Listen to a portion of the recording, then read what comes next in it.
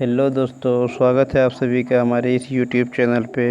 दोस्तों, आज हम लोग जानेंगे क्लास 10th के हिस्ट्री सब्जेक्ट के सभी चैप्टर के टोटल ऑब्जेक्टिव, जो वस्तुनिष्ठ प्रश्न हमारे किताब में है, टोटल को आज इसी वीडियो में देखेंगे।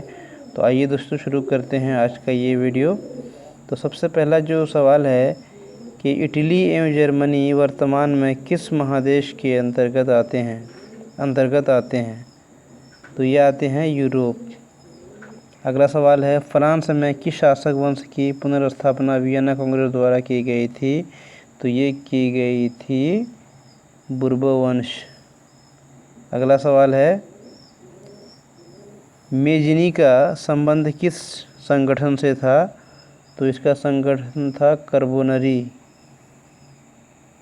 अगला सवाल है, इटली एवं जर्मनी के एकीकरण के विरुद्ध निम्न में से कौन था। तो इंग्लैंड, रूस, ऑस्ट्रेलिया या पर्शिया। तो इसका जो आंसर हो जाएगा वो हो जाएगा आंसर ग, ऑस्ट्रिया। अगला सवाल है, काउंट काबूर को विक्टर इमैनुअल ने किस पद पर नियुक्त किया था। तो इसका आंसर हो जाएगा प्रधानमंत्री। अगला सवाल है, गैरीबाल्डी पेशे से क्या थे। तो ये पेशे से क्या थे, नाविक थे। अगला सवाल है दोस्तों, जर्मन राइन राज्य का निर्माण किसने किया था। तो ये किया था नेपोलियन बोनापार्ट ने। कौन किया था दोस्तों, नेपोलियन बोनापार्ट ने। अगला सवाल देखिए, जालवेरिन एक संस्था थी। जालवेरिन एक संस्था थी, तो ये किसकी संस्था थी। तो ये थी व्यापारियों की संस्था थी। अगला सवाल है, रक्त एवं लौह की नीति का अवलंबन किसने किया था। तो ये किया था बिस्मार्क ने। किसने किया था, बिस्मार्क ने। अगला सवाल है दोस्तों, फ्रैंकफर्ट की संधि कब हुई थी। तो ये हुई थी 1871 ईस्वी में हुई थी। तो इसका आंसर घ हो जाएगा 1871 ईस्वी। अगला सवाल है दोस्तों, यूरोप वासियों के लिए किस देश का साहित्य एवं ज्ञान विज्ञान प्रेरणा स्रोत रहा। तो ये होगा यूनान। क्या हो जाएगा, यूनान। अगला सवाल देखिए, 1829 ईस्वी की एड्रियानोपुल की संधि किस देश के साथ हुई थी। तो ये हुई थी तुर्की के साथ। ये हुई थी तुर्की के साथ। ये पहला चैप्टर दोस्तों समाप्त हो गया। अब हम लोग आते हैं, ये फर्स्ट चैप्टर जो था ये क्लोज। अब नेक्स्ट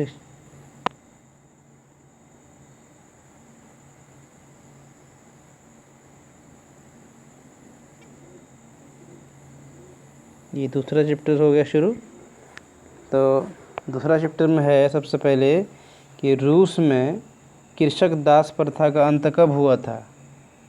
तो ये क्वेश्चन दोस्तों 2017 में पूछा गया है कि रूस में कृषक दास प्रथा का अंत कब हुआ।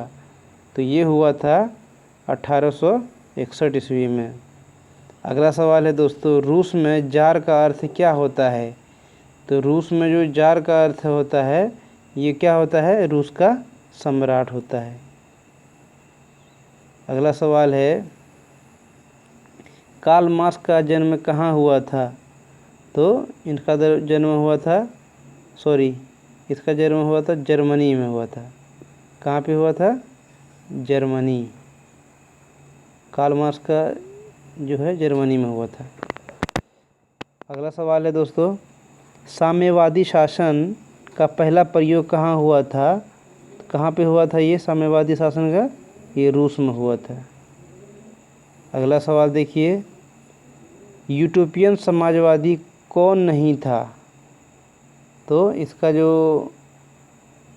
आंसर हो जाएगा वो हो जाएगा गो, कार्ल मार्क्स हो जाएगा। अच्छा, अगला सवाल है, वार एंड पीस किसकी रचना है। वार एंड पीस किसकी रचना है, तो ये है दोस्तों टॉल्स्टॉय की। अगला सवाल है बोल्शेविक क्रांति कब हुई थी? तो ये हुई थी नवंबर 1917 ईस्वी में। अगला सवाल देखते हैं दोस्तों, और ये जो सवाल है दोस्तों, ये 7 नंबर, बोल्शेविक क्रांति कब हुई थी, ये आपको 2020 में और 2018 में ये पूछा गया था दोस्तों एग्ज़ाम में। अगला सवाल देखते हैं लाल सेना का गठन किसने किया था? तो लाल सेना का जो गठन है वो ट्रोट्स्की ने किया था। अगला सवाल देखिए लेनिन की मृत्यु कब हुई थी? तो लेनिन की जो मृत्यु हुई थी वो 1924 ईस्वी में हुई थी। अगला सवाल है ब्रेस्ट-लिटोव्स्क की संधि किन देशों के बीच हुआ था? तो ये हुआ था दोस्तों रूस और जर्मनी के बीच। तो ये सेकंड भी समाप्त हो गया।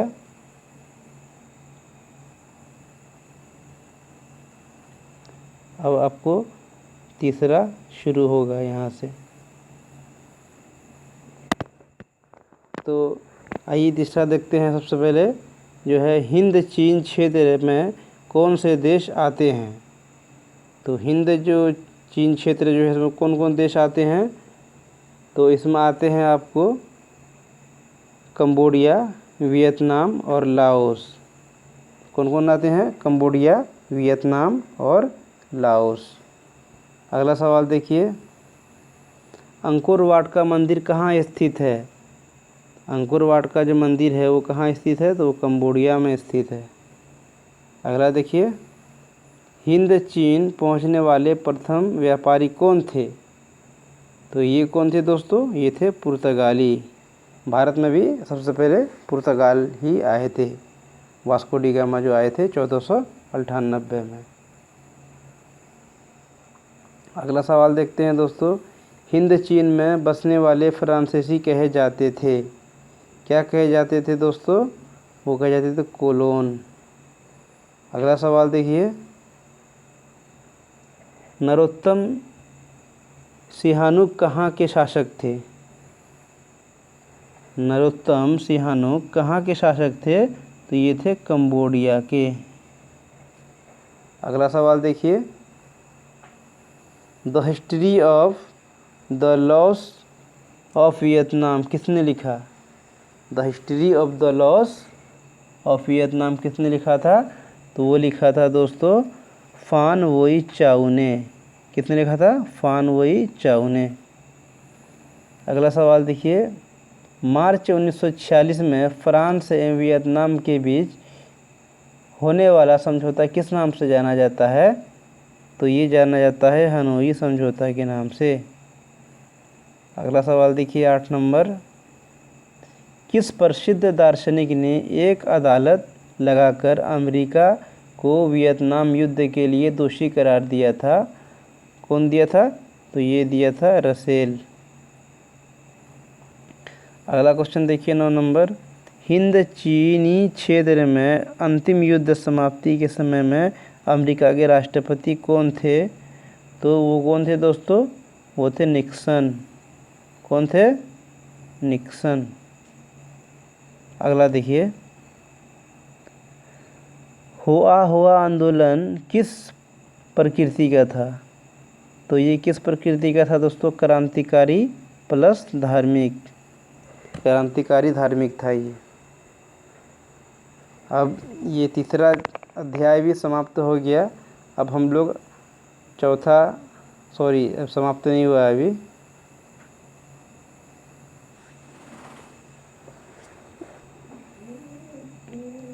The history of the loss of Vietnam किसने लिखी थी? ये तो हो गया है ठीक। तो इसको भी देख लेते हैं एक बार। The history of the Laos Vietnam किसने लिखी थी? तो ये लिखी थी फान बोई चाउ ने लिखी थी। अगला है ये तो हो चुका है ठीक है। अगला अध्याय देखते हैं दोस्तों। अगला अध्याय में क्या है? गदर पार्टी की स्थापना किसने और कब की थी? जो गदर पार्टी की स्थापना है तो वो लाला हरदयाल ने की थी 1913 ईस्वी में। अगला सवाल है दोस्तों, जलियांवाला बाग हत्याकांड किस तिथि को हुआ था? तो ये हुआ था 13 अप्रैल 1919 ईस्वी को। लखनऊ समझौता किस वर्ष हुआ था? तो ये हुआ था 1916 ईस्वी को। अगला सवाल है, असहयोग आंदोलन का प्रस्ताव कांग्रेस के किस अधिवेशन में पारित हुआ था? तो ये हुआ था दोस्तों 4 सितंबर 1920 कलकत्ता अधिवेशन। अगला सवाल है दोस्तों, भारत में खिलाफत आंदोलन कब और किस देश के शासक के समर्थन में शुरू हुआ था? तो ये तुर्की के समर्थन में शुरू हुआ था भारत में। अगला सवाल देखिए, सविनय अवज्ञा आंदोलन कब और किस यात्रा से शुरू हुआ? सविनय अवज्ञा जो आंदोलन है ये हुआ था 1930 ईस्वी में, दांडी मार्च से हुआ। 12 मार्च 1930 से 6 अप्रैल 1930 तक ये चला था दांडी यात्रा। ठीक है। अगला सवाल देखिए, पूर्ण स्वराज की मांग का प्रस्ताव कांग्रेस के किस वार्षिक अधिवेशन में पारित हुआ था? तो ये हुआ था लाहौर अधिवेशन 1929 ईस्वी में, जिसकी अध्यक्षता किसने की थी? तो पंडित जवाहरलाल नेहरू ने की थी। रावी नदी के किनारे यहीं पे झंडा फहराया गया था। अगला सवाल देखिए, राष्ट्रीय स्वयंसेवक संघ की स्थापना कब और किसने की थी? तो ये की थी 1925 ईस्वी में केवी हेडगेवार ने। इसका आंसर हो जाएगा बी, ख नंबर 1925 में।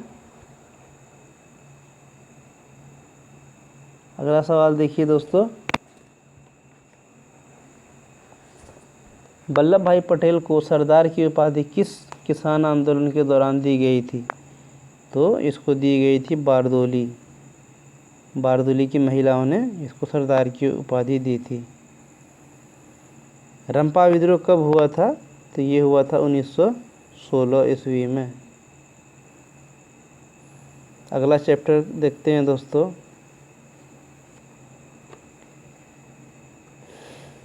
जो ऑब्जेक्टिव क्वेश्चन है उसको देखते हैं। तो सबसे पहला सवाल है, आपको दिखाई थोड़ा कम पड़ रहा होगा, है ना? इसको, स्पिनिंग जेनी का आविष्कार कब हुआ था? ये जो है स्पिनिंग जेनी का आविष्कार जो है ये कब हुआ था दोस्तों? तो ये हुआ था 1770 ईस्वी में। सेफ्टी लैंप का आविष्कार किसने किया था? सेफ्टी लैंप का जो आविष्कार है वो किया था हम्फ्री डेवी ने किया था। इसका घ आंसर सही हो जाएगा। बम्बई में सर्वप्रथम सूती कपड़ों के मिलों की स्थापना कब हुई थी? तो ये हुई थी 1851 ईस्वी में।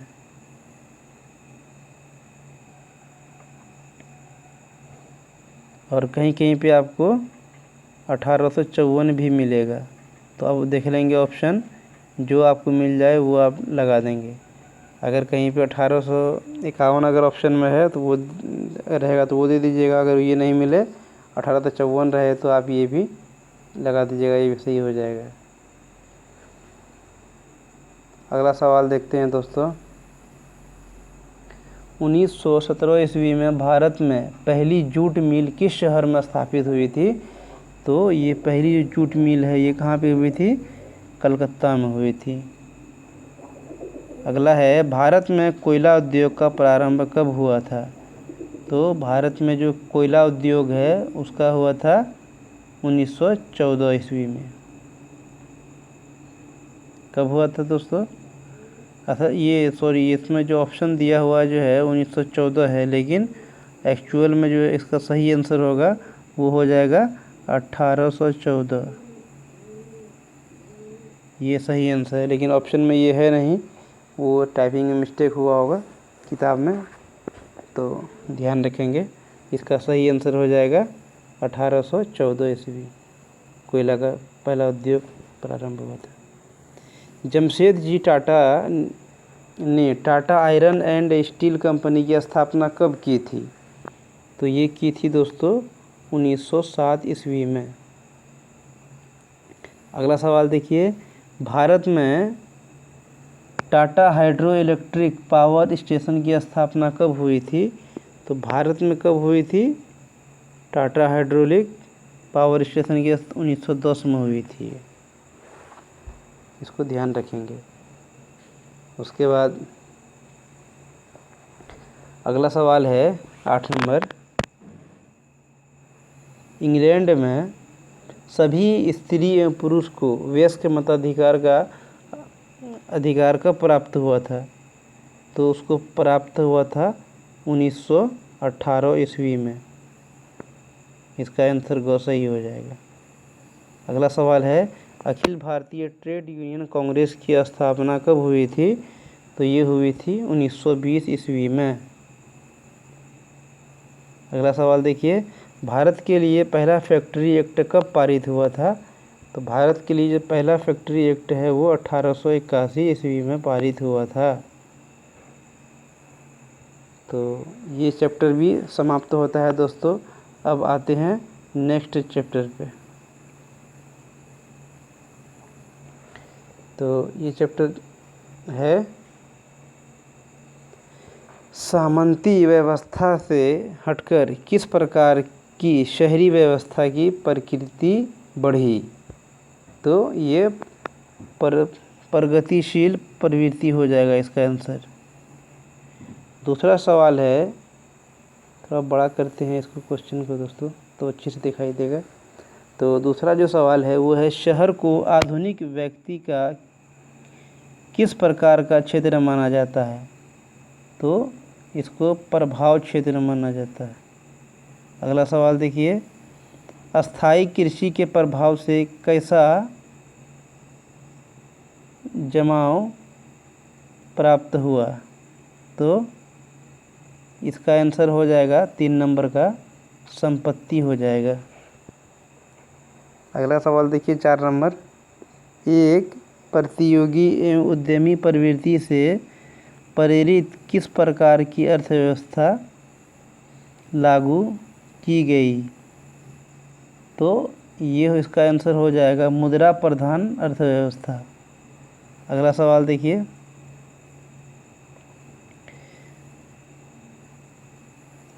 देखिए, आधुनिक काल में औद्योगिकीकरण ने किसके स्वरूप को गहन रूप से प्रभावित किया है? तो ये किसको किया है दोस्तों? तो ये किया है शहरीकरण को प्रभावित किया है। शहर की जनसंख्या बहुत तेज़ी से बढ़ी है औद्योगिकीकरण की वजह से। अगला सवाल देखिए दोस्तों, जनसंख्या का घनत्व सबसे अधिक कहाँ पे होता है? तो जनसंख्या का जो घनत्व सबसे बेसी महानगरों में होता है। अगला सवाल देखिए दोस्तों, 1810 ईस्वी से 1880 ईस्वी तक लंदन की आबादी 10 लाख से बढ़कर कहाँ तक पहुँची थी? तो ये 10 लाख से बढ़कर कहाँ तक पहुँची थी? 40 लाख तक पहुँच गई थी। कब? 1810 से 1880 के बीच में। 8 नंबर सवाल देखिए, लंदन में अनिवार्य प्राथमिक शिक्षा कब लागू हुई? तो लंदन में जो है ये अनिवार्य प्राथमिक शिक्षा ये कब लागू हुई? अनिवार्य प्राथमिक शिक्षा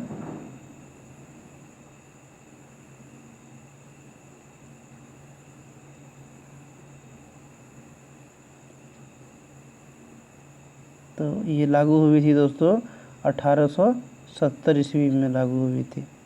इसका आंसर 4 सही हो जाएगा।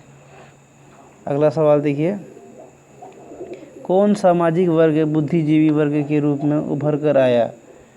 तो इसका जो आंसर हो जाएगा वो हो जाएगा दोस्तों मध्यम वर्ग। अगला सवाल देखिए, पूंजीपति वर्ग के द्वारा किस वर्ग का शोषण हुआ था? तो इसमें श्रमिक वर्ग, मध्यम वर्ग, कृषक वर्ग, सभी वर्ग। तो इसका सभी वर्ग हो जाएगा। जो पूंजीपति लोग थे वो सभी लोगों का शोषण किया करते थे। अगला चैप्टर पे आते हैं दोस्तों अब। तो सबसे पहला जो क्वेश्चन है इसमें, प्राचीन काल में किस स्थल मार्ग से एशिया और यूरोप का व्यापार होता था?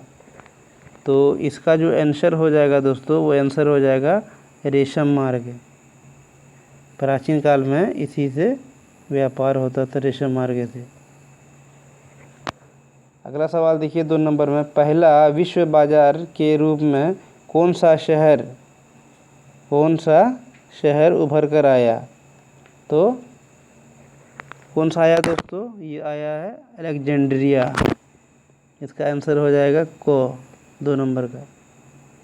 अगला सवाल देखिए 3 नंबर में, आधुनिक युग में अर्थव्यवस्था के क्षेत्र में होने वाली सबसे बड़ी क्रांति कौन सी थी?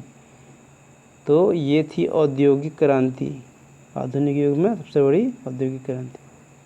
अगला सवाल देखिए, गिरमिटिया मजदूर बिहार के किस क्षेत्र से भेजे जाते थे? तो गिरमिटिया मजदूर जो है वो बिहार के किस क्षेत्र से भेजे जाते थे? तो भेजे जाते थे पश्चिमी क्षेत्र से। अगला सवाल देखिए, विश्व बाजार का विस्तार आधुनिक काल में किस समय से हुआ? विश्व बाजार का विस्तार आधुनिक काल में किस समय से हुआ दोस्तों? तो इसका हो जाएगा 19वीं शताब्दी हो जाएगा, गो नंबर आंसर।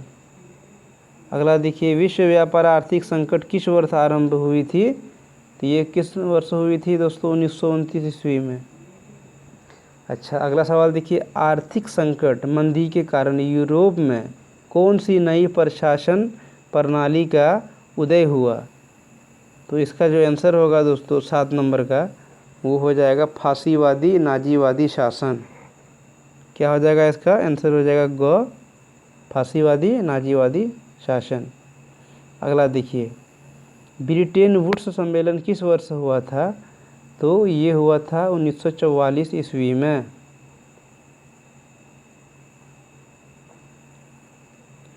ठीक है। अगला देखिए, भूमंडलीयकरण की शुरुआत किस दशक में हुई थी? तो ये हुई थी 1990 के दशक में। कब हुई थी? 1990 के दशक में। अगला सवाल देखिए, द्वितीय महायुद्ध के बाद यूरोप में कौन सी संस्था का उदय आर्थिक दुष्प्रभाव को समाप्त करने के लिए हुआ? तो इसका हो जाएगा यूरोपियन संघ। अब उसके बाद अगले अध्याय पे चलते हैं दोस्तों।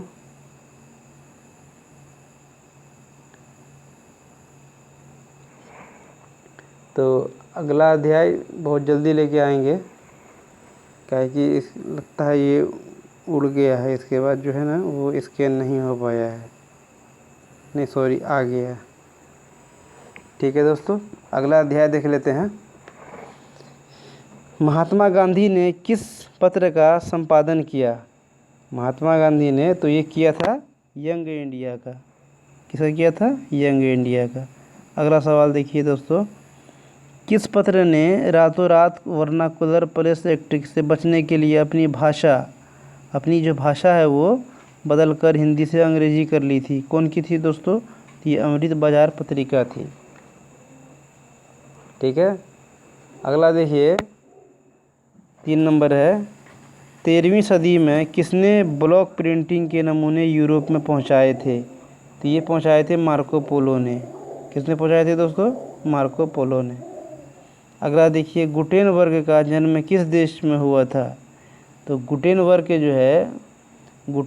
का जन्म जो हुआ कहाँ पे हुआ था? जर्मनी में हुआ था। जर्मनी इसका आंसर हो जाएगा। 5 नंबर देखिए, गुटेनबर्ग में सर्वप्रथम किस पुस्तक की छपाई की? तो गुटेनबर्ग में सबसे पहले बाइबिल की छपाई की थी।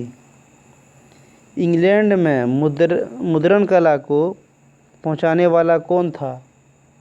तो ये इसका आंसर हो जाएगा ख नंबर हो जाएगा, कैक्सटन हो जाएगा इसका आंसर। अगला सवाल देखिए, किसने कहा मुद्रण ईश्वर की दी हुई महानतम देन है, सबसे बड़ा तोहफा है?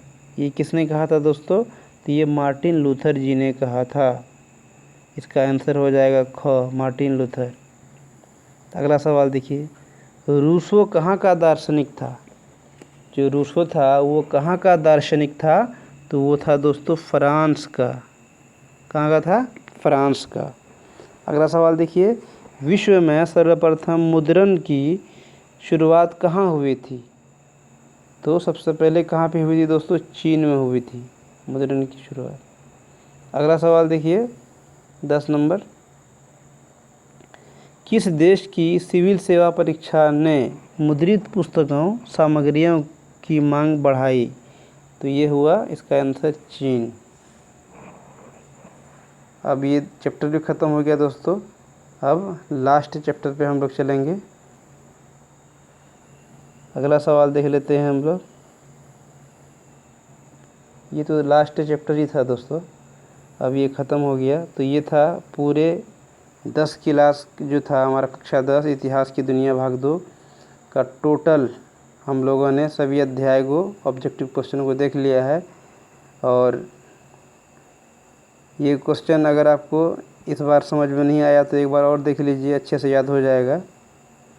और दोस्तों हमारे चैनल को आप सब्सक्राइब करना न भूलें और प्लीज़ एक लाइक भी कर दें। ठीक है दोस्तों, धन्यवाद, शुक्रिया।